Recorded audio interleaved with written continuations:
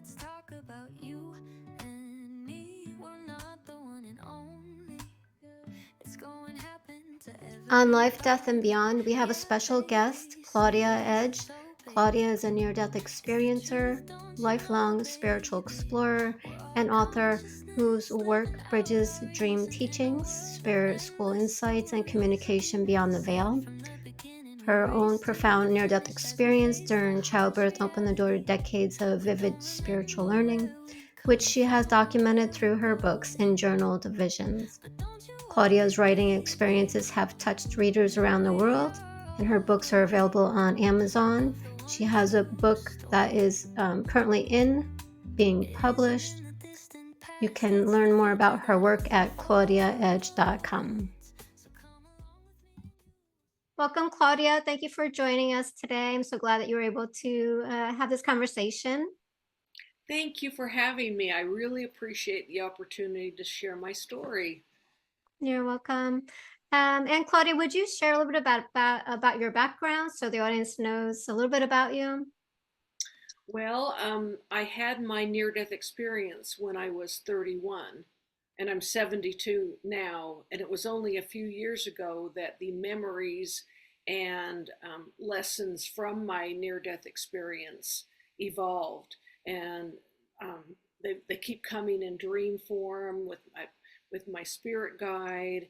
And so I was a stay-at-home mom for a number of years, and this is all so new. And now I'm into my sixth book at this point, so um, I have a lot to say about the subject, I guess. Well, definitely a lot of books there. I did see that on your website, so I was doing some research. Yeah. Yeah, so would you like to take us into the near-death experience? Sure, sure. As I said, I was 31. I was having my fifth and last baby. I was healthy, and there wasn't any issues in any of my pregnancies, and my baby was just about due. And I, my stomach went into a contraction and became very rock hard, and it didn't release. And, it didn't hurt. So I just kind of thought, well, it's the muscles or, getting ready or whatever. So I put it out of my mind and kind of went through my day, but it continued. It never released from that hard first contraction, basically. And I started getting this feeling and I an inkling in my ear, I need to go to the hospital. And I had kids coming home from school, my husband was at work, all kinds of reasons why. Okay, I will in a while. But it wasn't until that evening that we went to the hospital, and I got to the nurse's station, and I'm still in that very first hard contraction, and I said, I just need someone to look at me. This has gone on for like 8 hours now, and I'm kind of in fear for my baby. And they were like, well, you've had other children. I mean, you're probably in labor, but nothing is really happening. So we'd like you to walk around the hospital and see if you can't get something going. And I barely got around the corner, and it was just like this instinct went, go back. You need to go back. There's something not quite right. And so when I approached, and of course, my husband was kind of like, we were supposed to take a walk. What are you doing? And I said, I just know I'm not supposed to leave this area. And I went back and almost pleading, not that they were cruel or anything, they knew their Mm. business, but it's in the evening. It's a little after 10 o'clock, and not much happening in the hospital and not much happening with me. And so they were just trying to assist, to get something going. And I practically begged them. I just said, please just take a look at me. I know that there's something not quite right. And so they gave me a gown, and I went into the examination room. And as I was putting the gown on, I started to bleed. At first, it was just drops of blood, and I had never experienced that in other pregnancies before. So, it was shocking to me. And I rang for the nurse, and she says, "Oh, that's fine. You know, those things happen, or this is can be normal. Don't worry about it." But as she stood there, it was like a bucket just dropped to the floor of solid blood everywhere, on her legs, her shoes, the walls, you know, everywhere. To be graphic, it was it was a pretty large container of pretty much my life's blood was lost in one swoop. And you know, she looked aghast, let's say, as I'm kind of doing a moaning scream of what the heck, and no pain though. But Hmm. I knew that something was terribly wrong, and from the look on her face, there was something terribly wrong. And so they got me on a gurney, and they were calling throughout the hospital because nothing had happened. They hadn't, you know, bothered to have anyone on the floor to check me or anything. So now it's a mad dash. There were no OBs on the floor. Mine was not there. Others had already left the hospital, and they needed somebody quickly. And by the time they got an intern off of a different floor that was not had not even done the cycle of the the OB baby, you know, he was pretty new. He was very new to that experience, but um, he kind of came in. He had a manual. It was like, what do I do for an emergency C-section? You know, and I'm like, I just went. I give this, you know, I gave this over to him. I was like, I had to put my trust there, and because when he walked in the room, he said, "This woman's got 2 minutes of life left." It wasn't the bedside manner that you would normally hear about. It was it was graphic, real, and I don't disparage them for talking that way because they were trying to figure out a situation in a really short period of time, and everything that they said to each other gave me a little bit more information of what could possibly be happening to me. But as I thought, 2 minutes of life left. And I mean, you could see life all around the room. It was serious business. So I knew I was in trouble. And, you know, they have that thing, of your acknowledgement when you get a serious diagnosis that you're probably going to die. And you go through, you know, anger and, you know, why me? And, you know, until you get to the point of acceptance.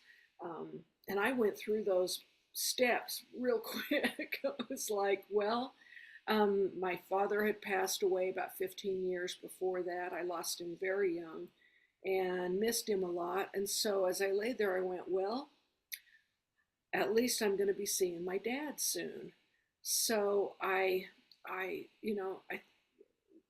thought about my children, and I just kind of released to whatever was going to happen. And it was then that they took a scalpel, and in that, I don't know if it's different now, but in that type of emergency, he cut me from top to bottom, straight down, the huge opening. Now, I had no anesthesia. I had nothing. This was so quick.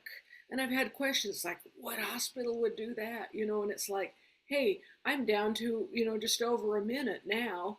And so, yeah, and I gave my permission when I gave myself over. I just said, please save my baby, because I had pretty much accepted the fact that I was going to die, but please save my baby. And they were not hearing heart tones of my baby. So it was, you know, let's get in there fast. One scoop down the belly, one cut, and that's when the pain started. Now, you know, as well, the hospital was asking me to describe the pain, and one of the cutting, that knife is so sharp, and it was so quick. It was like stinging, like salt in a wound kind of sting. It wasn't horrible. It wasn't great, but it wasn't horrible. And but it was when they started moving things around and trying to get to the baby, the the pain was there aren't even words to describe that much pain. It was excruciating. And I was done with it. I had accepted that this was my fate. Um, they, when they pulled this lifeless little body from me, I just, that was it. I was out of there. I flipped out of the top of my head and witnessed them working on my baby, and I just, it looked like a war zone, you know, just everything and the rags and instruments, and now they're frantically with this baby, and I floated through the wall, went into the next room to get away from it. I was not attached to, like I've had, and let me tell you now that they were able to revive my baby. She had drowned in my blood, and she was in a precarious um, position for, you know, they gave her 1 hour, and then if she makes it 2 hours, and, you know, 6 hours, and through the night kind of thing. But she's perfect and wonderful. And I know I just walked off that cliff, but sometimes I forget to give you the good news in the middle of all this gory stuff, that she survived. And, you know, it's been asked, you know, why didn't, even she asked me, why didn't you stay? And it was just like, between, you know, the pain and the trauma and fear, you know, we had talked a second about fear, and it was just one of those where I thought it was over, and why, you know, kind of like, why stay? And my curiosity took me through a wall. It wasn't even like unusual to me, like, oh my goodness, I'm floating, or I can go through a wall. It seemed perfectly natural that I could go where I wanted to go with just thought. And it was like, I'm out of here, I'll go through this wall. And went into the waiting room, and visited my husband, whose head was down. He was working on insurance papers. He had his driver's license out, and, you know, all of that to get me signed in. And, you know, I remember feeling this is going to be hard on my family. This is going to be hard on him. But the attachments are different than our earthly attachments, because there's also this feeling of, it's going to be okay.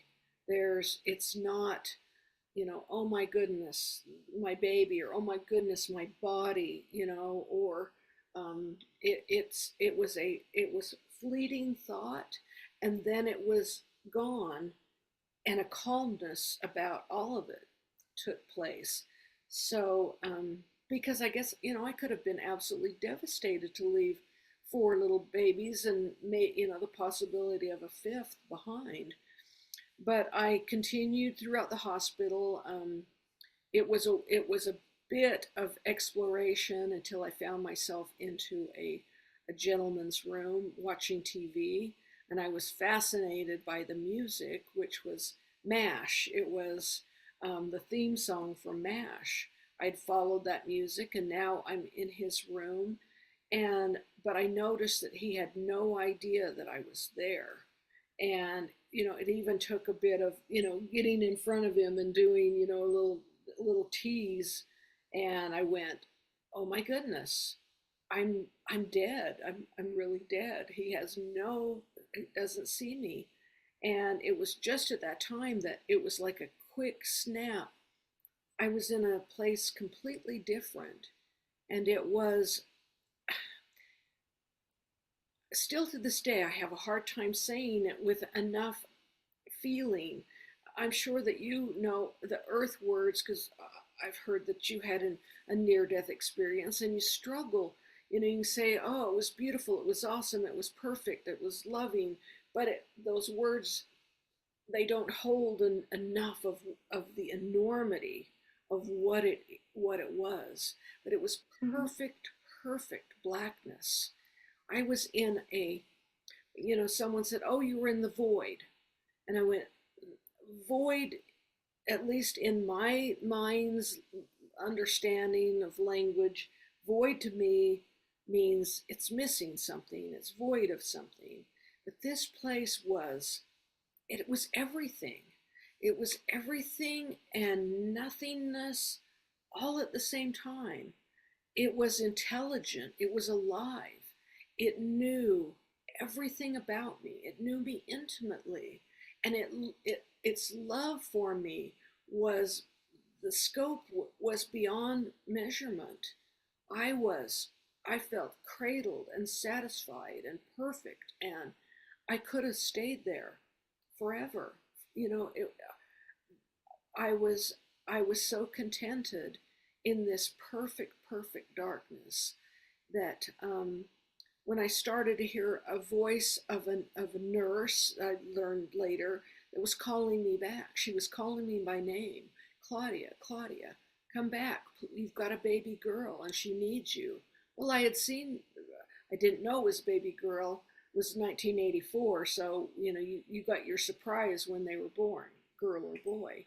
And so, but I knew that my baby was not alive. When I left, she was not. And so I blew off, it's like, no, no, no, my baby's dead. I know she's dead. And so, but she kept at me, you've got to come back, come back.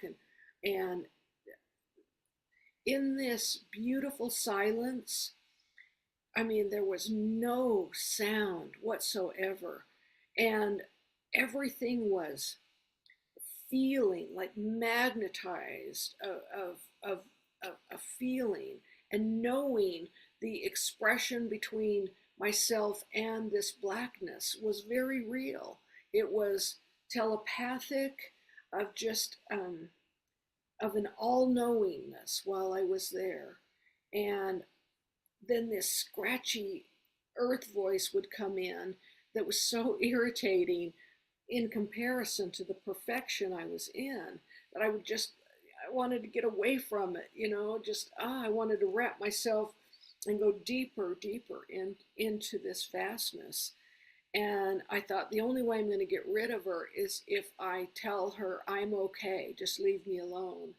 And so here I am. It's so dark. I have no idea.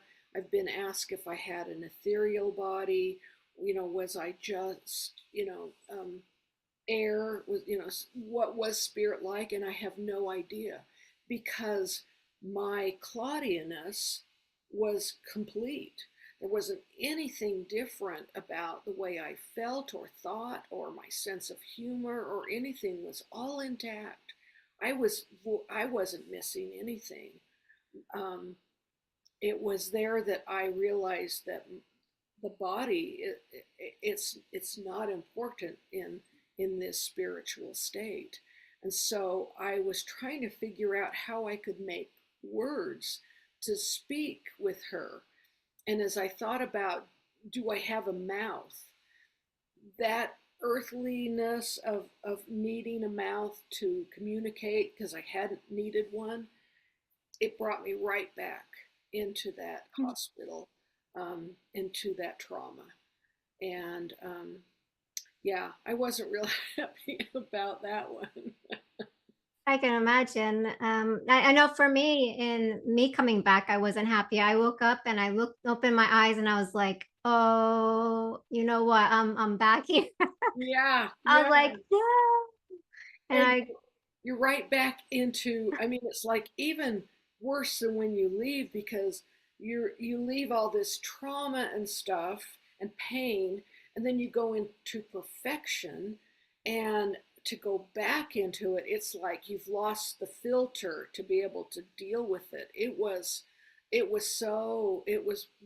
worse to go back in than it was when I left. mm, That's yeah, I'm kind of yeah. that's kind of coming right now. It's like, it really was worse. Yeah, wow, you've been through quite a journey. Like I know you are so far beyond what I had experienced. I know, um, because I have a second child, and I knew if I had another child that I was gonna die, but it was a spiritual death. It wasn't a near-death experience, but that spiritual death led to my near-death experience. But Mm, you're on a whole different spectrum. you know, because I didn't go through any of that, and that is amazing. But I'm sorry that you had to go through that experience. That sounds like it was a hard journey to go through that. Yeah. And like, how long did it take you to recuperate and integrate everything? And do you have like PTS from that? Because I know sometimes people will say I have PTS from being in the hospital now because they've Yeah. had those experiences. Well, you know, I came back basically who I was with a big question mark. What was that darkness? Because I did not get this spiritual awakening, or, I was still the same, pretty much the same Claudia that went into the darkness. I remember the experience and I held it dear, but it was unexplainable. I had never heard anything like it. And, it was still early on in NDE studies. And so I'd read some near death experiences, especially after losing my dad. I wanted to know where he went and what he was doing. I was searching for answers, but I hadn't really found any. And so now I've got this experience that didn't match the ones in the books I was reading. And so when I was in a teaching hospital, because it was such a traumatic death and I had lost, the blood loss was horrendous. Now they're giving me, unit after unit after unit of blood. Every few hours, I'd get a new bag of blood. And it got where um, it was like a vampire, because as I was dying, I was going backwards. The walls in the room became tighter and they kind of started to move inward, and back. I was floating backwards.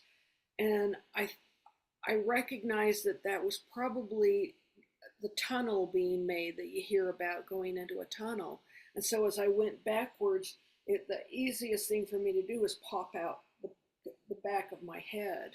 So, I was so ill, I only had minutes of awake and then back into that they just kept me in a pharmaceutical sleep for Mm. quite at least a week. I was hardly awake. And one time when I was at this hospital, they had sent in a researcher, and I don't know if it was someone who had explicit permission to interview me because I was deemed a perfect near-death experience case, because it had happened in the hospital. It was documented. I was pregnant, so I wasn't on any kind of even an aspirin or caffeine or anything. I had no anesthesia or anything like that in my system when I passed. So it wasn't, some drug-induced brain, hypnotic, or trip or psychedelic trip or whatever, that a skeptic would name it. And by the way, I don't mind skepticism. It's how we learn and grow. If you, it's I get asked questions where I have to stand back and go, that makes sense, except for this happened, so it brought me to this point of knowing. But I certainly appreciate skepticism. It shows that we're true seekers when we don't just accept everything by, as I sit here and tell my story, my expectation isn't that your audience needs to take on everything that I experienced or felt or learned of the afterlife. But if you're there in the audience watching this, then you are a seeker. You do have questions. And so I invented for myself as I questioned things, but I didn't understand them, or it challenged my teachings of, church, youth, grandma, whoever that had told me how it was. I would put it on the mind shelf, I called it, and I would just let it sit there. And every now and again, I would examine something, hold it up to the light, look at it, turn it around, really study it. And then if it feels right to you, then incorporate it, you know. We don't have to trash all of our um, everything we've learned. Yeah. You know, yeah. I love that analogy. Yeah. So yeah, we always want to look at something, not just accept something fully. And like, because for me, my near-death experience, like I didn't have any knowledge. I lived under a rock and I didn't know what was going on. I didn't know I was going through the dark night of the soul, that I was going, what was going on with the near-death experience or when I came back or any of that. I was learning as I was going, Wow, you know, wow. and otherwise, I think it's more provable if you can have the experience, go through it, and then research it. So Yeah, you have yeah. something to reflect back to and words to put to it. So like I didn't know anything that was happening. Like I had the telepathy experience. I went into the what they call void. I don't know if that's really what it is, but for me it was more of a holding space where I was able to look and just be in the moment and just look at what was going on, observe it. And my guides share with me that it's kind of look at it like, how astronauts, they come from outer space and they're going into the spaceship. Well, they go into this chamber, and then they decompress. They take all their Mm, clothing off and then they go and then they get into the spaceship. So that's yeah, kind of what it is. And that's how they showed it to me. So I can understand it. And, bringing verbiage to it is hard. Like you said, it's like, we talk about the love, the telepathy, the just being, the existence, that we are whole, we're all one and nothing is missing, right? Everything is yeah. perfectly divine. So yeah, it's just hard to find the verbiage for it. Well, I think Even what you said was quite profound because it's taken me years and a number of these shows and conversations with, like attracts like, I want to know what you went through. Did it match kind of what I went through? We find each other out here.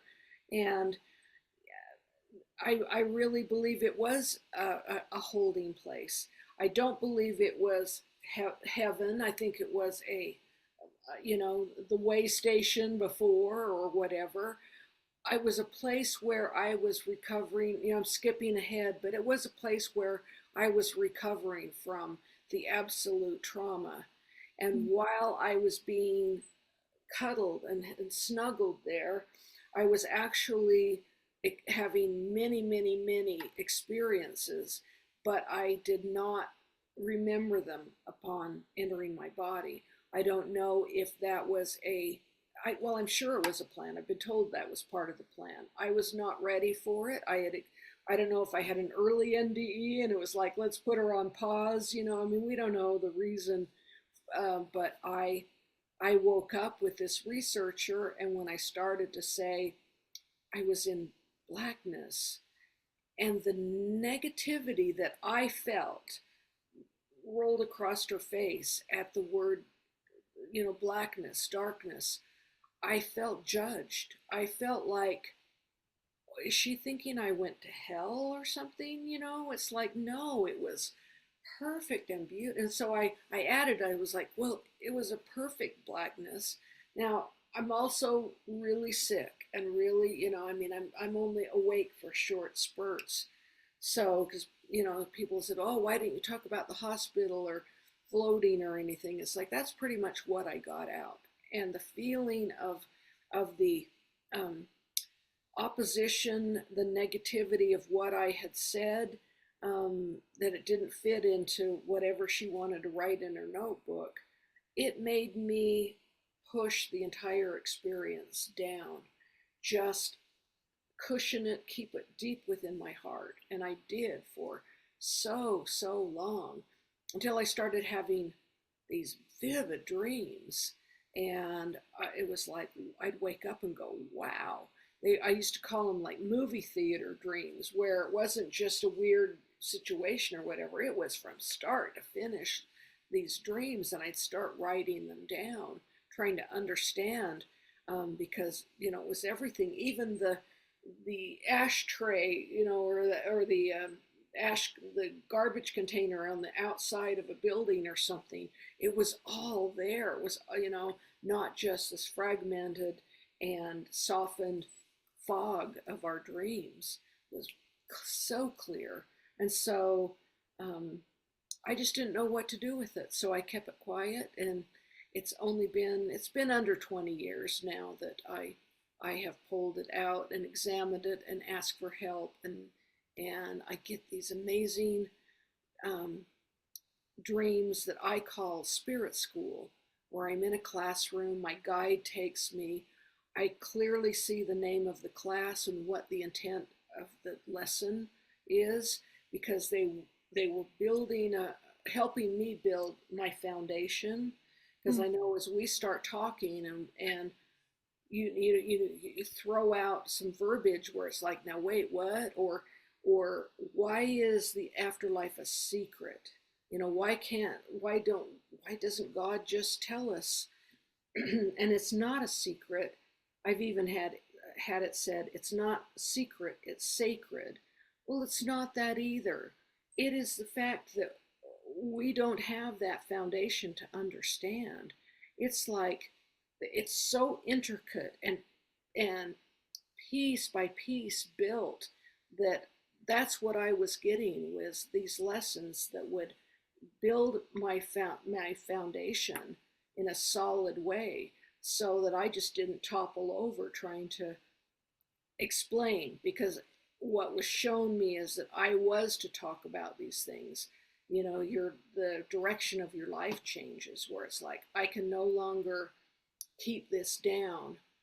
I've got to start talking. This is my mission. And so yeah, Yeah. it took a long time. Yeah, and I think a lot that happens to people in near-death experiences, that they don't talk about it for a long time because we don't have the words and the verbiage. I know it was probably about 10 years, well, maybe more than that, for me, 'cause it happened in 2010. And then 2 years ago, it was, talk about it. And then I did that reluctantly. So I was kind of like, yes, no, back and forth, back and forth. And then so started with the YouTube channel and all that. But yeah, I don't think that we have the verbiage. And when I came back, I literally remember them. I was in this room that was there but really didn't exist. It was like a telepathy room. It was almost like it's there, but it's energetic, so it's not solid, Mm. right? And so I remember being in the room the last thing before coming back, and they said, "Now remember, you're not going to remember everything." And I'm like, Wow. "Well, how am I supposed to remember? I'm not going to remember everything." Yeah, you yeah. know, only what I was going to come back with. And then they were like, well, when you channel and write and wake up in the morning, you're going to get stuff to write, and it'll come That's back to you awesome. little Yeah. after little after little. So I have these stacks of writing that I'm trying to get into books.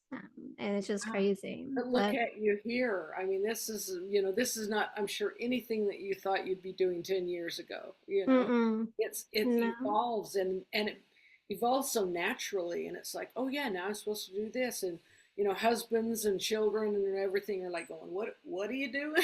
Yeah. Or are you always thinking about death? And it's like, well, no, I mean, there isn't death, but, to try and I think speak to your own family is probably one of the hardest audiences I have found.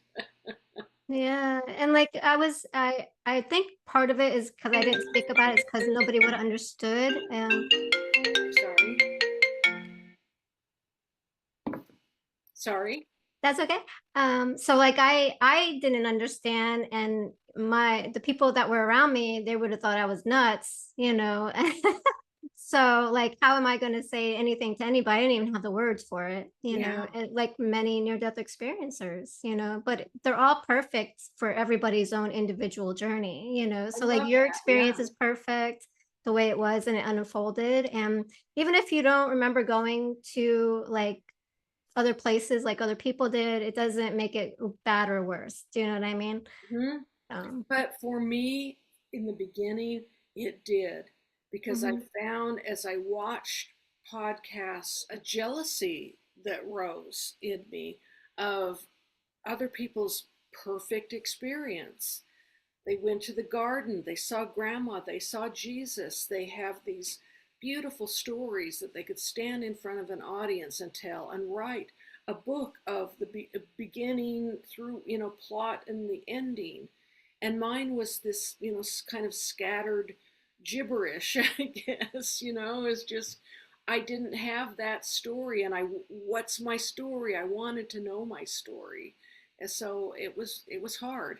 It was hard in the beginning because we want what others, if we're seeking and we want to know, and then someone has this or has been there, um, I just wanted to like touch them.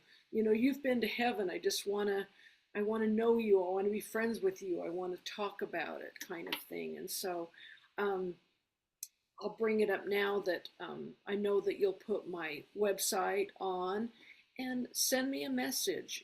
Contact me, ask questions. I've been a seeker forever, and I don't mind sharing what I've found with you. So there's a contact page in on my website, and you can contact me, and we'll talk. Perfect. Yeah. Yeah. And so, like, with the experiences, I think, being that you had the experience that you had, like, it was very fitting for you, even if you don't, if you feel like it was just the void, and not just say just the void, but that was your experience, because having a tragedy like that, you need to be loved and cuddled, so Right. for me, it's perfect, Well, I'm sure that you have guests that ask, how come hmm every NDE is different? How come hmm all of us have something different to say? It must not be real because it's not just the same place for everybody.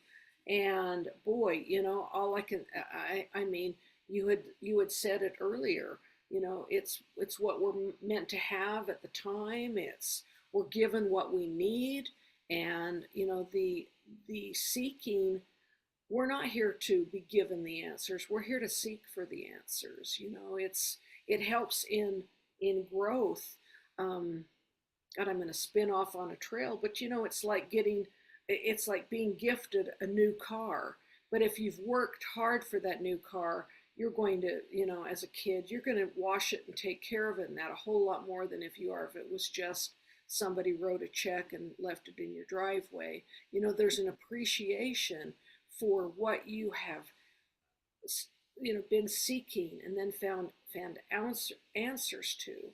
It's important that we hmm find the answers, and that we develop the relationship with the other side, with the light, with source, whatever you want to call, or word that we use in our limited earth language, of developing a relationship there. That's important. Yeah, and I think that speaks to the other side a lot, and I think that's important to put in here, because that thought came in while you're talking, that the other side can recognize our suffering, and they can prepare for our transition to the other side and give us what we need, and it shows the compassion and love from that side, Mm, I because love had you gone through the experience that you went through, and then they were like, well, whatever, and instead you were in that loving space, right? So that shows a lot for the other side, and think I some, needed that. hmm And yeah. and then to wake up and eventually have the realization, well, where was my dad? I'd gone expecting to see him. And there was kind of like I where why wasn't my dad there? Well, I knew later that he was, but there's no way that I could have seen him and remembered, because I never would have come back.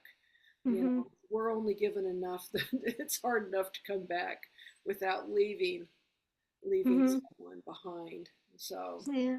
yeah. Yeah, and also too, I think that speaks a lot to like our beliefs and our religions that teach us things, they kind of take us away from who we truly are. We're separate, you're gonna go to hell, you're gonna be judged, and those are things I think some people actually have a hellish near-death experience because they have those beliefs, and they live by them, like that's truth. Exactly. Yes. What we expect. What do we expect to see? When someone said, I know I spent my life sinning and all of this stuff, and it's like, I expect I'm going to be going to hell. Well, that's the visual that you're going to see, to be given. And it's like, well, how was it? Did you like it? Well, then maybe you will do something a little different. Mm, uh, yeah. Now, did you have any expectations before this was all going on, or just like on a normal basis, like throughout life, or did you ever think about or contemplate it, or during your experience? my religion allowed for afterlife, so I always expected and knew, even before I remember religious teachings, was that I knew that there was no death. It was really kind of comical as a little kid. My mother was a part of a 9 brother and sister sibling family, and she was one of the youngest ones there, second to the youngest. And so, as you know, that she was losing a brother here, I'm uncle so and so and aunt so and so. And so, in at 5 and 6 years old, I was going to a lot of funerals, right? It was Mm, just kind of like, oh, this month it's somebody else, or this grandfather or great grandfather, whoever it was. And I would take it upon myself, again, little kid, that would go up to this crying, person and say, "It's okay.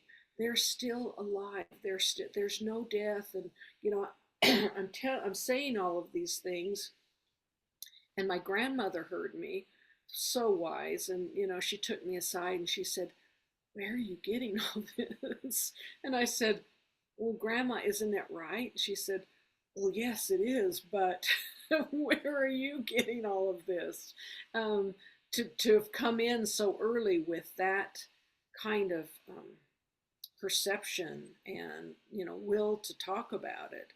mhm. So I think this was a life mission, um, and I think it just, after my near death experience, I think it was just kind of cultivating within me for me to grow enough to start throwing stuff at me. Mm, yeah, yeah, definitely sounds like you've had a lot of experience with it, and with with the death, having all those experiences. So with that, I think that you had mentioned in one of your videos or one of your discussions, you were talking about the end of life, where, or your experience with it at least, that when it was like your vision was starting to go, but you could Oh, hear, and that's how you got to the room. Was that correct? yeah. As the room, started to wave inward and I was going backwards, I was losing my vision, and um, but my hearing became very acute, and I could hear conversations all over the hospital. If I tuned in, it's kind of like, oh, this one's interesting. What's happening here? And it could have been an entirely different, down the hall or a unit away, or I heard cars slamming doors in the parking lot, um, wherever I put my focus, which is how I started doing the between walls. Whatever my focus was, whatever room or place I wanted to be. So Mm, I think had I not, I'm sure that I could have experienced more of that, when I zapped into that darkness. I think we can hang on as long as until we're ready to, perhaps that's where ghosts, that kind of thing come into play. I'm not ready to leave. I don't, I'm going to float around here for a while, because I found it interesting of myself that I just didn't immediately go to the other side, that I needed to experience. I mean, I was at the top of hallways where, those old school clocks that stick out from the wall, and mm, so that it can be easily read. And I was floating above it, and it wasn't that it was dirty, but like at the over your stove, the cupboard over your stove, no matter how much you clean it, it's got that kind of sticky dustiness to it. mm, Had that on top, and I knew that it was as clean as it could be. But I could see that where nobody else could see that. So that was interesting. That I was examining those kind of things before wanting to jump into the other side. So That's it's kind of interesting. funny. Yeah. Yeah. Yeah.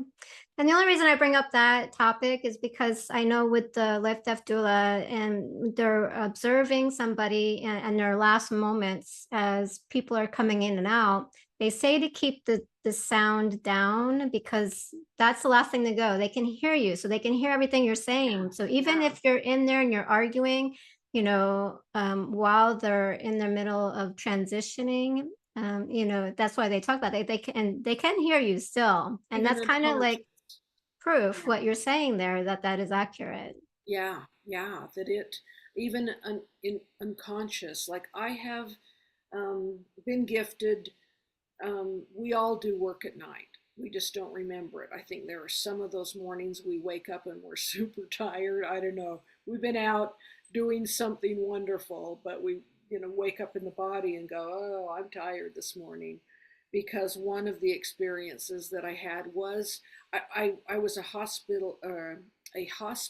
volunteer for 5 years in Colorado, and my reasoning is I wanted to understand death more, the physicality of it, and that transition from that, what happens? Where does that spirit go? Believing very much there is a spirit, so can you see it? Can you feel it? So it was, besides that I care and wanted to help care for people. There was definitely a curiosity for my being there, and to be in this position at night in my sleep, but also as a care worker and at the bedside of a woman who was completely unconscious. And she was teeny, teeny, tiny and hadn't woken up in weeks. There was no reason for her not to have gone on and transitioned, but she was terrified, and she couldn't do it. She could not let herself die.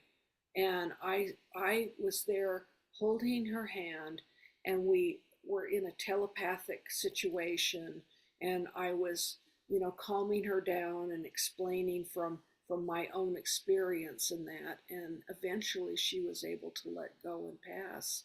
So I know that we all have our little expertises of things, and I just think that night isn't a waste. There's communication, there's visitation, there's we do work, we do all kinds of things in our sleep. I Hmm. firmly believe that. Yeah. And so the hospice work was after your near-death experience then? Yes, yes, Mhm. it was.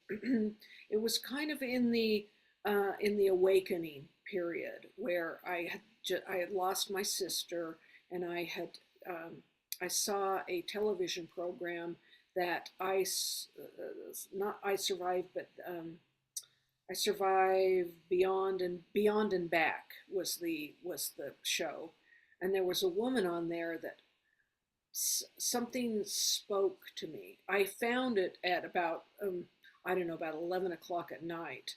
My aunt was in hospice. I wasn't with her, but I was out of town and in a room. It was one of the only stations that I could get on the TV, but it was so fascinating, and the experiences came in blocks of three, and it was an hour-long show, so they just switched between the three. And it's like, okay, there went 11 o'clock. Now I'm at midnight. Now I'm at 1. Now I'm at 2. And now I'm at 3. And at one point in there, a woman came on that it just stunned me.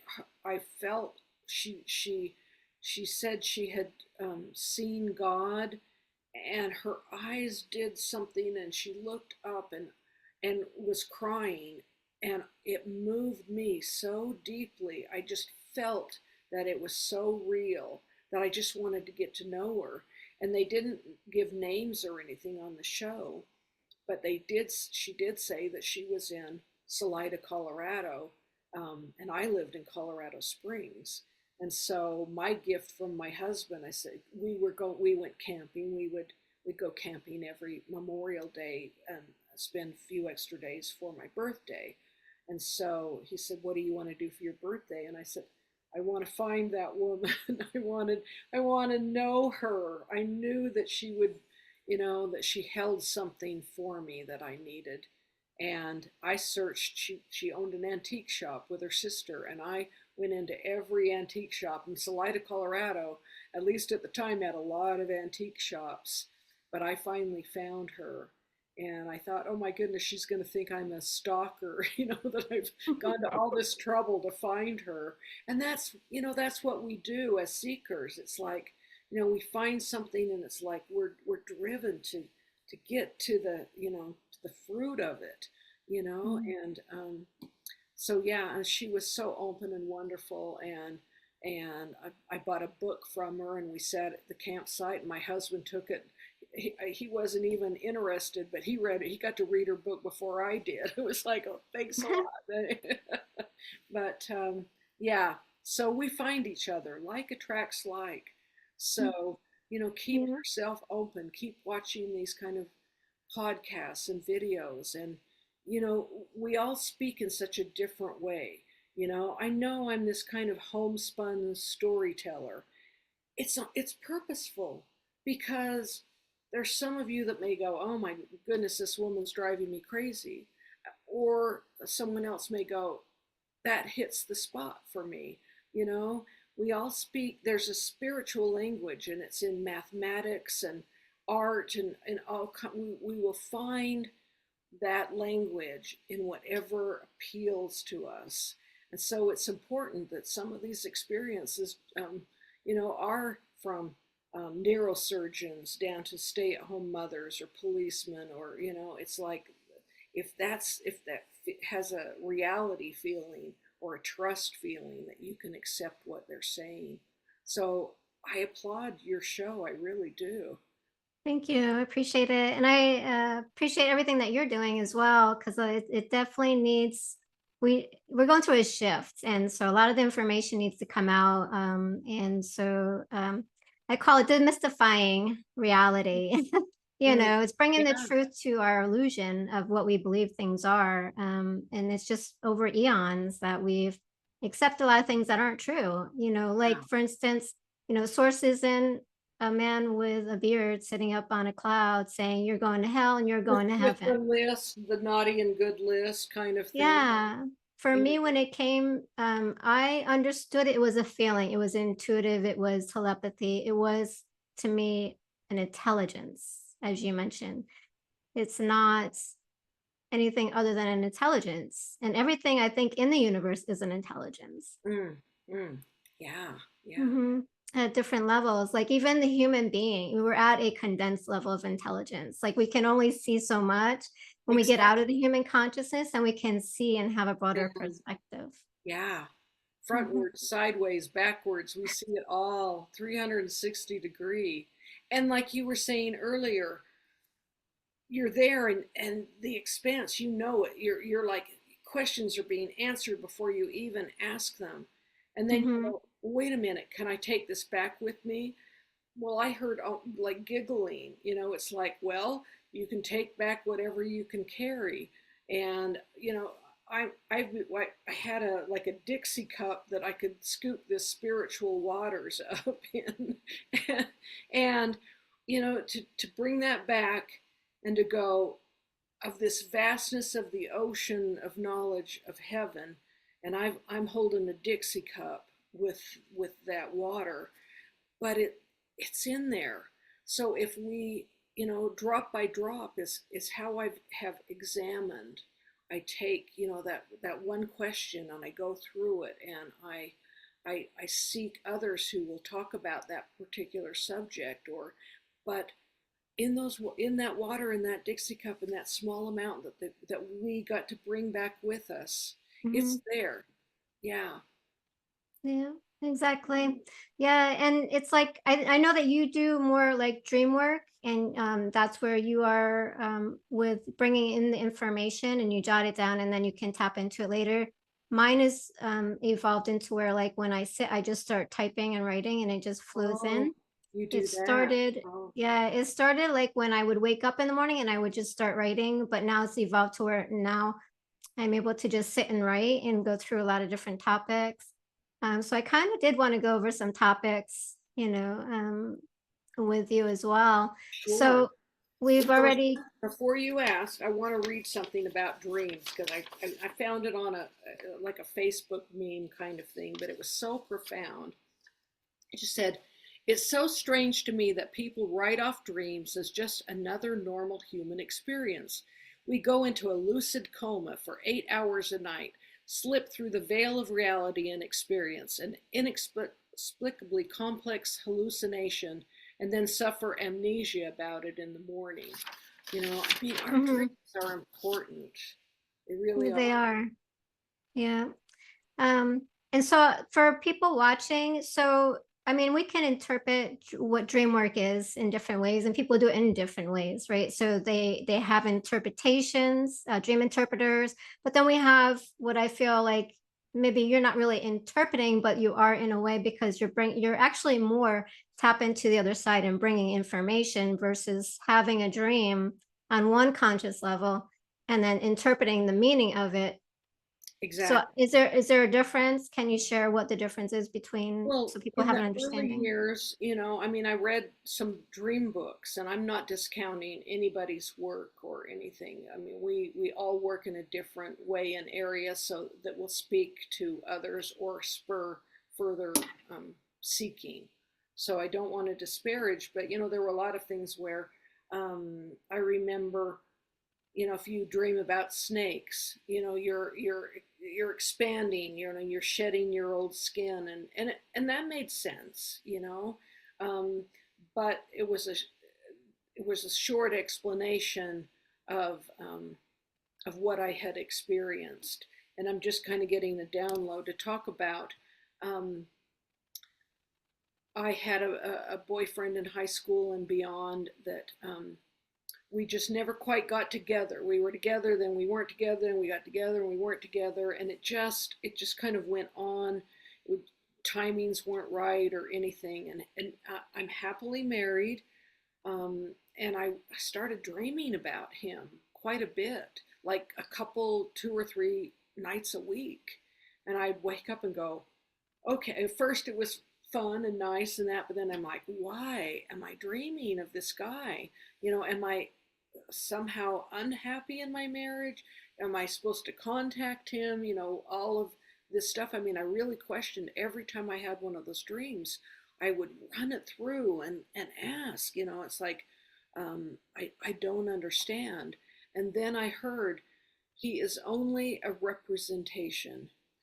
And what I learned now going into spirit school was that, our our dreams aren't necessarily, when there's a person in there or a situation, it's not necessarily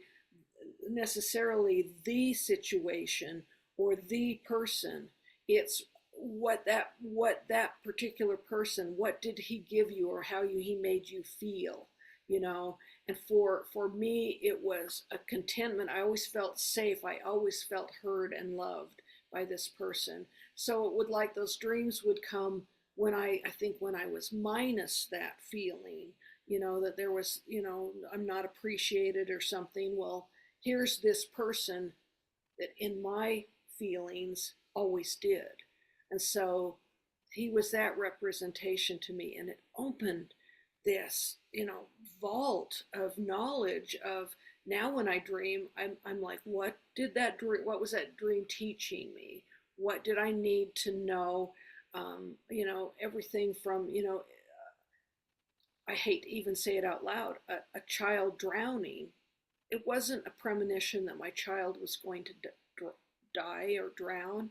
It was the fact that he was in the process of really drowning in, life stuff, and that I was not aware. And it was kind of like, I'm showing that he's in trouble, that he's trying to keep his head above water, Mhm, not that he was physically, they were telling me don't let him go near the water and stuff like that. So sometimes you have to go a little bit further, a little beyond the immediate, what was the dream about. So mhm. that's my feeling of dreams. Yeah, and I've had experiences, different experiences in out of body while I'm sleeping, and some of them were very lucid. Some of them I was helping somebody, whether it was an actual other lifetime of mine, or we have multiple lifetimes going on at the same time. So whether it was that, or if I was just helping out somebody, how like if somebody gets into an accident and somebody comes and wishes you away, so you don't get into the accident. So I've had a lot of different experiences in the dream realm. And then I've also had where I've had these weird dreams and I'm like, what does that mean? And so I sit down and write. And though my mind can think of what it would represent, like the snake shedding Mm. and expanding, when I write, it means something totally different than what my mind thinks. Oh, wow. Yeah.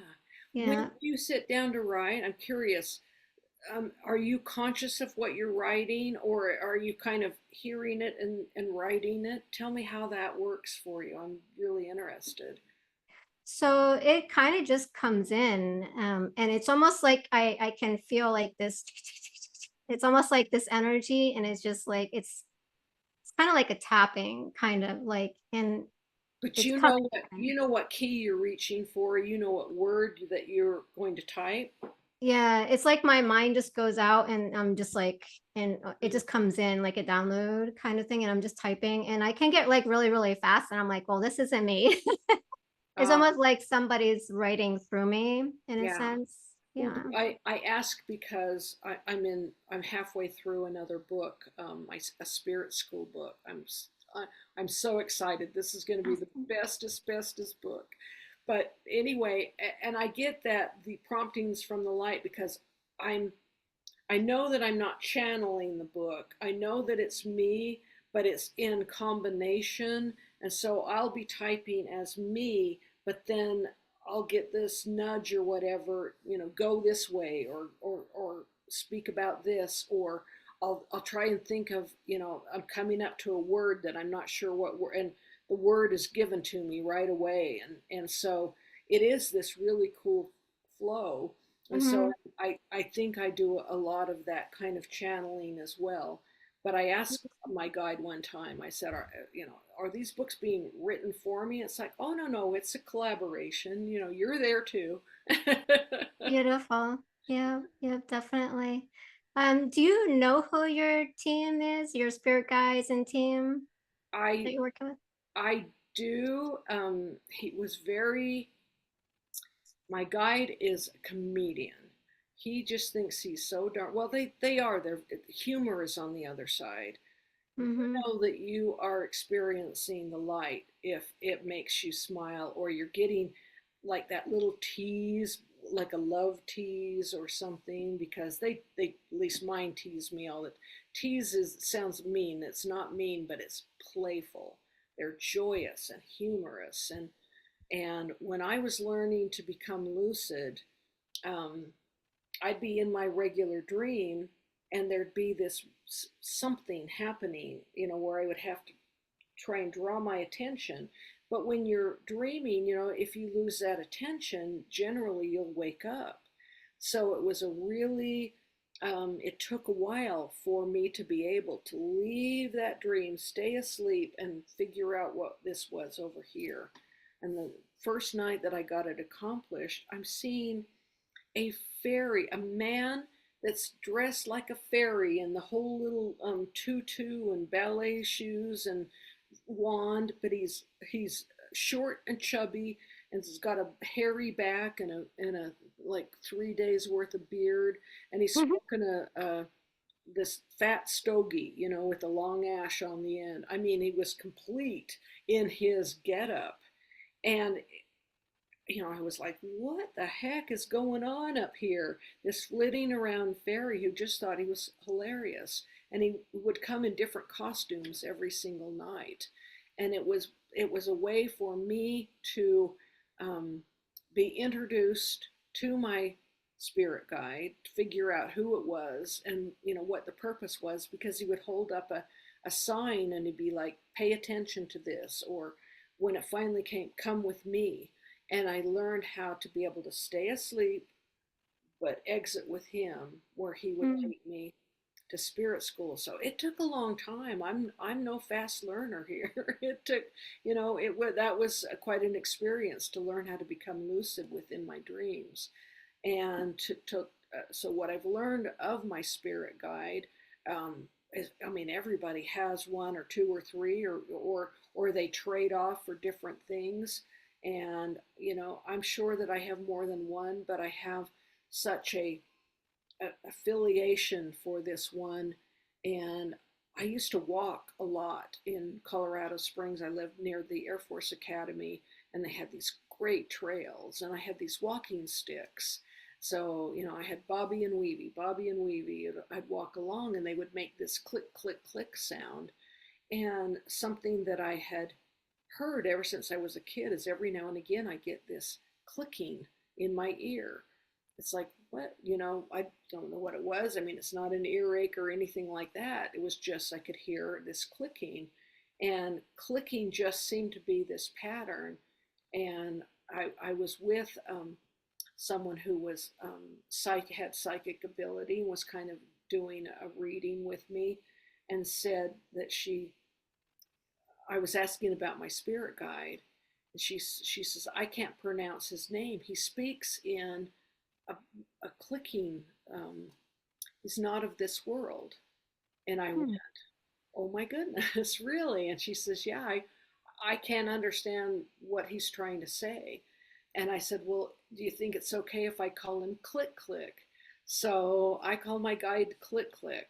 I know he is not of this world, and I was told he says, I don't normally do this, but you were a different situation. So that's my spirit guide.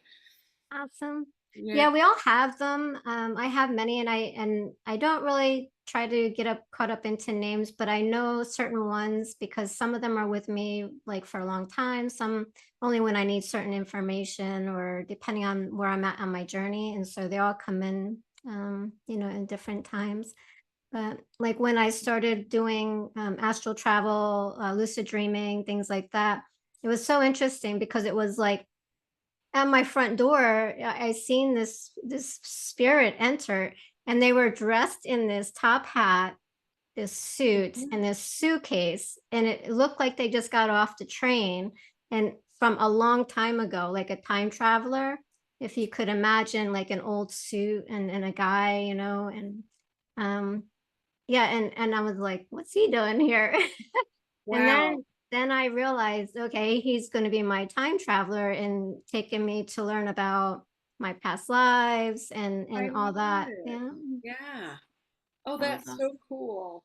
Mhm. Yeah. And I think they know us so well. They know what's going to work or what we need, just the same as what our NDE experience was. Mhm. Because I can ask questions in that, and they're like, "No, we're not giving her that right now. She's gonna have to wander around and wonder for a while on that specific thing." And but but I do, because I do ask a lot of questions. Yeah, So, but perfect. but audience, keep asking, because they won't interfere if we don't want them to. It's not their job to interfere. That's we have our free will, and Mhm.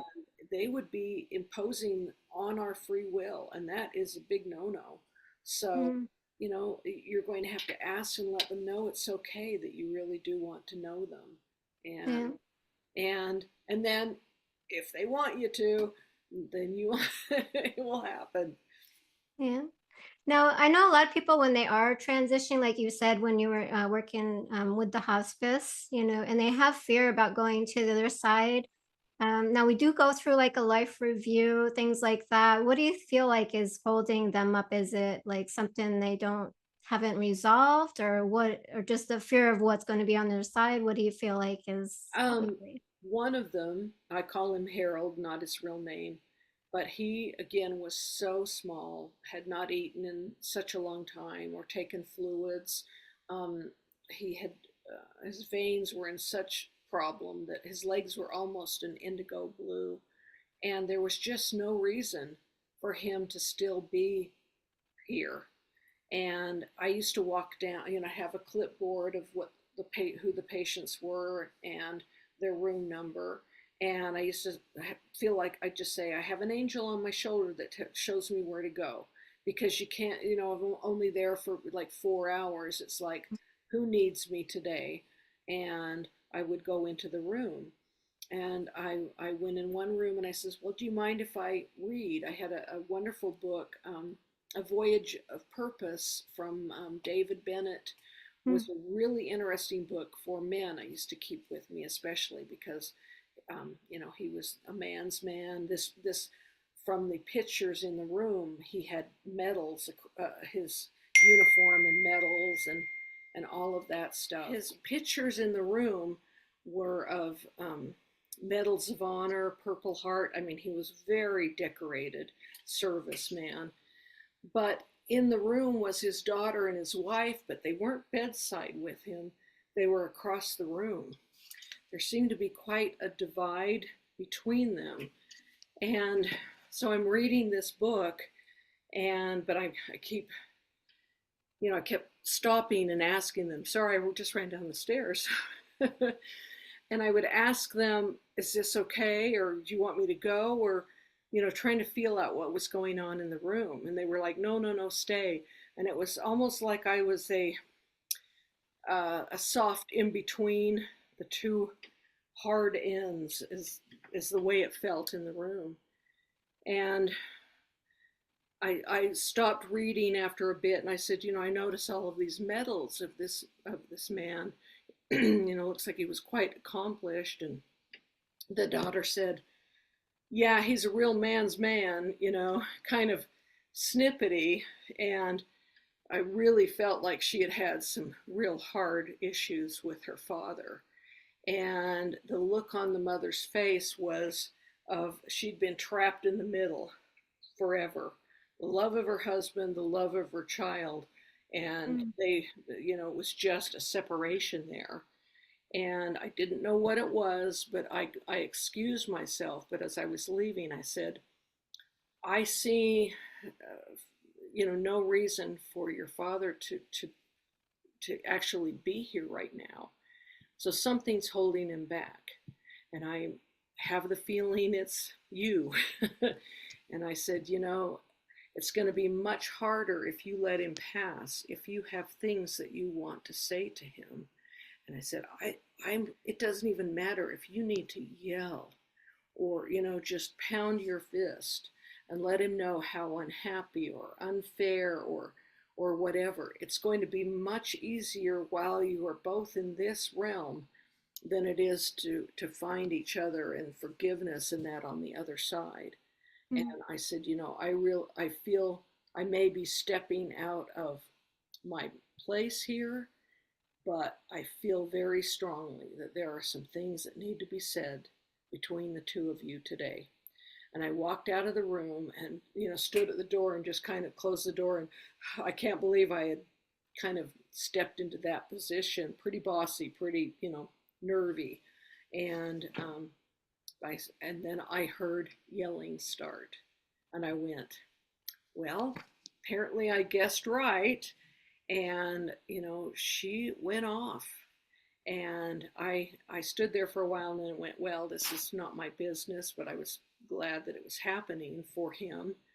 And, I went home, I went out to dinner with my husband and then crawled into bed and thought, oh, I thought about Harold and I wondered if he was still here or not. And just as I was falling asleep, I saw him. He was in a wheelchair. He was being pushed out of the hospital, but he had put on like 100 pounds. He was still not able to walk with those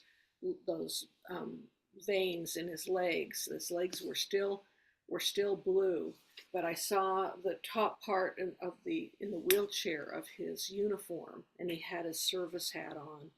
And he looked over to me as she was pushing him out the hospital door to the curb to be taken.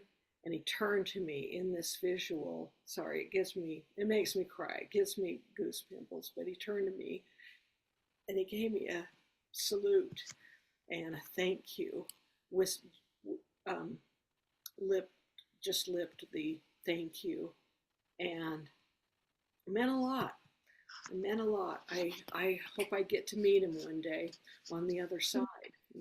Beautiful. Yeah. Yeah, and I think that maybe we don't realize that sometimes they are holding on, Mm-hmm. for certain things, certain reasons, Yeah. whether it's fear or people haven't said what they need to say and express or whatever the case may be. And it's important that we get that out, Yeah. Yeah. when it's Well, happening. you in that experience, I mean, I'm sure that you've heard, we need to tell them it's okay.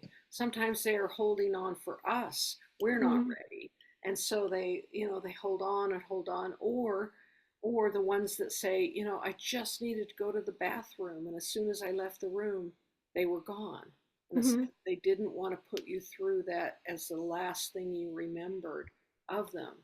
They wanted to go in their own kind of private way, and that's okay too. We all go in our own way. Hmm. So that's so Yeah. cool that you're in that in the death doula. If I was 20 years younger, I would consider that as a job, because I think it's super important. uh, Hmm. and people are accepting that a whole lot more now, and Yeah. I think it's beautiful work. Well, I think the near-death experience, everything that you're doing and sharing what you do is very helpful too, because it's like a pre-death death, Mhm. Yeah, and you yeah, sharing that, and everybody sharing their death experience is helping people, who are going to die, with yeah. understanding that we have an afterlife. It's not an end like religion or other belief systems like to teach us. So I kind of wanted to go into, I know you talked about your relationship or your thoughts on Jesus. Would you share a little bit about that? Because I think that's really important to know that um, dismantle, the belief systems around that topic. There is so much more that I want to know about Jesus, not the stories, not the what I grew up with and what I've been told, but of the real Jesus. And I'm reading a book right now by Richard Martini, The Greatest Story Never Told. He does hypnotherapy, and he has all of these people under hypnosis that had something to do with Jesus or with him at the cross, and that he's put these stories together, and I'm finding it fascinating. I'm finding it so much more. I find myself closer to Jesus in reading this, and the possibility that I was there as well. It's because we do go through many, many lifetimes together, and the close association, the feeling that I have, I think is not unique. I think, but I think I have spent time with Jesus before, and I have a very sacred experience that now you asked me, because I would not have brought it up myself. Um, but it's hard to talk about because I have such a love and um, sorry, I don't know if I'm able to talk about that um, right now. I'm so sorry. Oh, that's okay. No, I understand. Yeah, because like I know it was just the topic of it where you were saying how religion portrays him in the wrong lights, and Mm, it doesn't do him any justice, yes. for them. Yeah, and that Mm. that is a relationship that I pursue, um, Mhm. because I feel him as my older. I know he's my older brother. He's not a deity, and he does not wish to be worshipped. Um, One of the things that he asked me is if I would just walk beside him, not kneel before him, but walk beside him. And Mhm. I've heard that from several people in their meetings with Jesus, that he wants us as teachers beside him, but not. I had said, I want to touch the hem of his garment, because I had heard that so many times growing up. That was a sign of humility, and And respect was, I'm going to kneel, and my wish is just to touch the hem of this garment. And it is not what he wants. It's almost brings earthwards. It's not anger, because he doesn't get angry, but that, no, please do not, please do not. That is not what I expect to be worship. Doesn't like it at all. Yeah, and I will share an experience that I had Okay. with that. So as a child, like I've always known what they were saying was not true. Even the Last Supper picture portrait, you know, they say, no, that's not a female, that's not Mary, that's not, you know, that's just another male, you know. But I knew the difference and I knew the truth. And one of my shamanic experiences with Jesus, he comes in with healing when I do Reiki and things like that with people, Mm. but also a very personal, deep one that I have that I don't really talk about because people will be like, yeah, no. Is he literally was in the space with me doing shamanic work, and he washed my feet. I didn't wash his feet. And I'm like, oh my God, are you serious?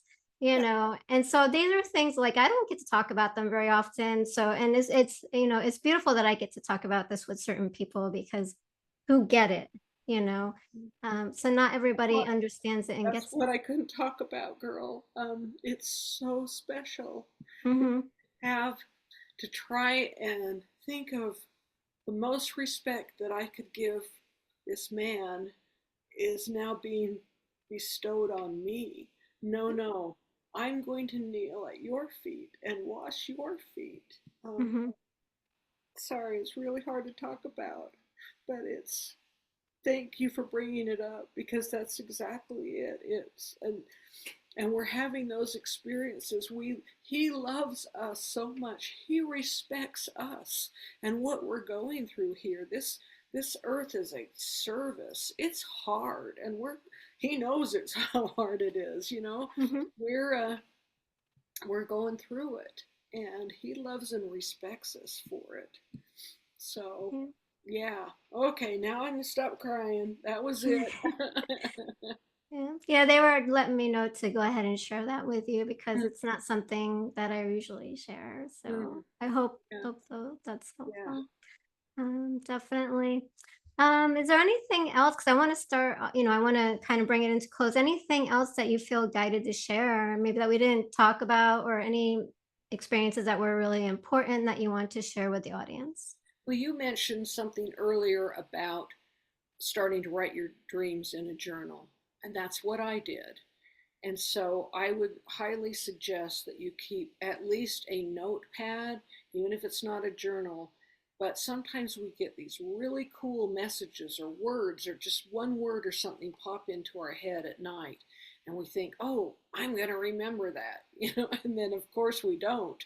Um, and you wake up the next morning and go, what was that dream that was so cool and I wanted to remember it? It's like if you've got that piece of paper and pen, I mean, you can actually in the dark just scroll a couple of words that will bring it back the next morning. You know, it may be undecipherable, you know, writing, but you'll get enough of it to go, oh yeah. And then journal when you get a chance the next day and write as much about it as you can remember, as many details, because I promise you go back to those journals even less than a year later and you'll be amazed at what you've forgotten, or how you're finding a correlation a week later into a dream that you know that had something to do with a previous dream. And there's language and knowledge and communication in our dreams, and if we keep a journal of them, it will be really helpful for you. Mhm.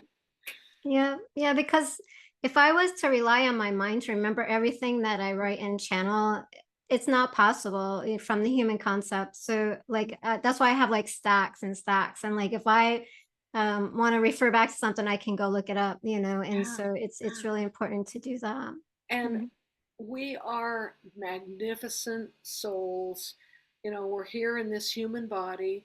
As you were just speaking, you know, it made me think it's like it's not that we're not smart enough. We're not. It's not that it's just the capacity to hold it all and then blend in. Oh my God, I got to get up. I forgot to put gas in the car last night, and oh, what am I going to wear? And all of that stuff. The second you open your eyes, that wonderful, you know, wonderful dreams and things that we had in the night are gone. And Hmm. so yeah, I would even in the middle of the night just try and scroll something. And I try very hard to keep my eyes closed and not have to wake up and, you know, then try to go back to sleep again. So, you know, but if I can jot down just a couple things and then journal later, you're going to find it really significant work. Beautiful. Thank you. Yeah. So where can people find you if they wanted to look you up in your website? I'm at claudiaedge.com, and I have all kinds of book recommendations and other podcasts and um, just the opportunity to come and join my page where you can write comments or contact me directly, and we can start you know, going back and forth, and I'll give you an email address that we can speak, and because this is my this is my journey, this is my mission, to alleviate those fears, to give a positive affirmation that there is more, and it's amazing. And you know, we're here. How do I want to put this? You know, do your best, be kind. You know, get we're here to experience, and not all of the experiences are going to be great ones, but they're learning experiences. You know, we hear from people, it's like, oh, my greatest experience is when I lost all my money and I had to relearn how to, you know, live again and scrounge for every meal and all that. It's like, I don't really want to go through it again, but boy, I sure learned a lesson of being more careful with my money or whatever. I'm grabbing here, you know, but those hardships and adversities are chosen by us on the other side. You know, I mean, we can have a whole nother conversation here of our, you know, of what we choose, why we're going through some of these adversities, you know.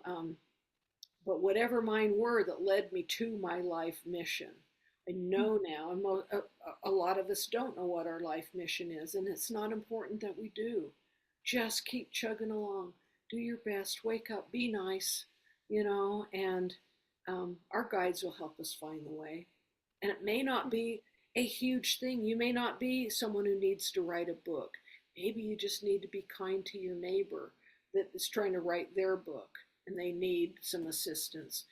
The possibilities are endless of what our personal mission is, and it may be huge, but not on a human scale that we can look at and go, oh, he was nice to his neighbor, wah, wah, wah, you know, but it could make a huge difference for the world for what that neighbor was able to accomplish because of your kindness or bringing dinners in, or you know, whatever it is. So don't question when you're prompted to do something like that. We know where those promptings come from. Follow Yep. them and be good, be nice. Beautiful. Thank you for sharing that. Yeah, Yeah, definitely. And hopefully, maybe we can get together again and do another talking about a lot of the things that are, information that's coming in, like spirit school and things like I that would as love well. that. Maybe when Hmm. I get my book, watch for it. I'll put it on my website when it's done. I'm Okay. so proud of it already. It is about spirit school, and I think it's going to do very well. Hope Perfect. it's going to do very well. It's got a lot of good information in there. So I'll Beautiful. put that on the website. Yeah. Now, do you have a YouTube channel as well? I don't. Right now, I'm just, you know, here scrambling at life like everyone else. Awesome. We're Well, yep. we're here spending a wonderful afternoon together, and it's like, oh, I should be doing this, this, and this, and this. Wait, that's earth stuff. This is important. So, Mm-hmm. yeah, Yeah, definitely. yeah. Beautiful. Now, with a quick reflection on our topics today in our conversation, for one word for life, what would you say that comes to mind? One word for life, for earth life, is experience. It Thank you. And then one word for death. For death is the opportunity for life, for real life. Thank you. And then one word for beyond. For beyond, Yep. beyond. Beyond is to me unexplainable. It's like the vastness that I was in. The beyond.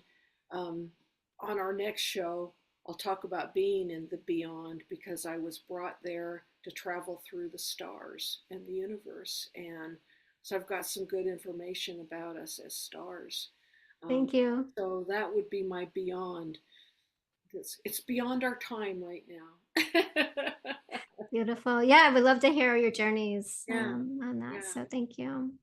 All right. Thank you, Claudia, for everything, your conversation, everything that you're doing. Awesome. Thank you. Thank you for having me. I sure appreciate this opportunity. And the You're welcome. invitation means a lot. Thank You're you. welcome. Bye, everybody. Let's talk about death, baby. Let's talk about you and me. We're not the one and only. It's going to happen to everybody. Yeah, baby. Say it isn't so, baby. It's the truth, don't you know, baby? We're all consciousness, living out our reason in a world of endless stories. Said from the beginning, we race to the finish as we face the heart.